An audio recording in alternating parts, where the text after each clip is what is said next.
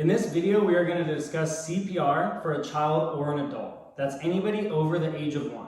Step number 1 is check responsiveness. Hey, are you okay? Hey, are you okay?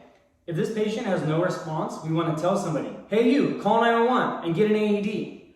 Once they are on their way to call 911 and get an AED, we want to perform a vital check.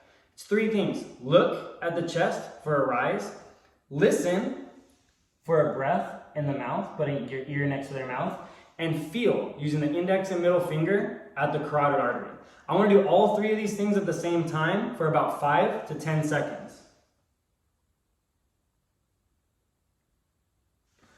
Once I have determined what vitals this athlete or patient does or does not have, is going to tell me what I need to do next. Avenue number 1, this person has a pulse and is breathing.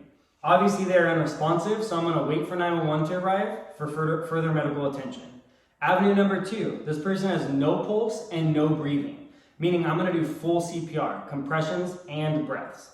Avenue number 3, this person has a pulse but is not breathing. I am just going to do rescue breathing for this patient. Now I'm going to go into step 4, which is starting CPR. Step number 4 is 30 compressions.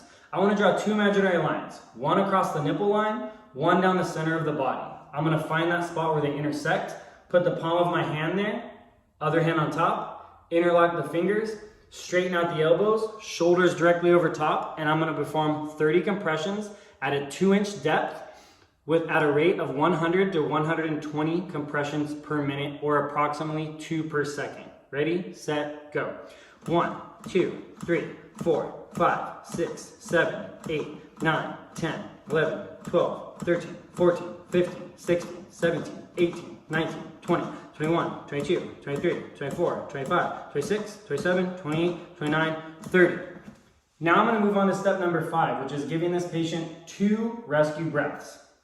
I'm going to pinch their nose so air doesn't release out their nose. I'm going to take the back side of the same hand, rest on their forehead, perform a head tilt, chin lift. I'm trying to lift the chin towards the ceiling.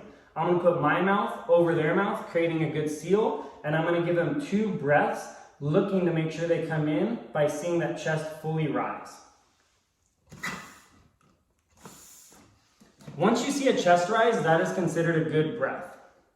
Step number 6 is we are going to take 30 compressions and 2 breaths, which is considered 1 cycle of CPR, and we're going to perform that 5 times. So I'm going to do 5 cycles of CPR, then I'm going to move back into checking vitals. These are the steps that I'm going to do throughout the rest of this time until 911 or somebody else that is CPR certified can come to take over for me.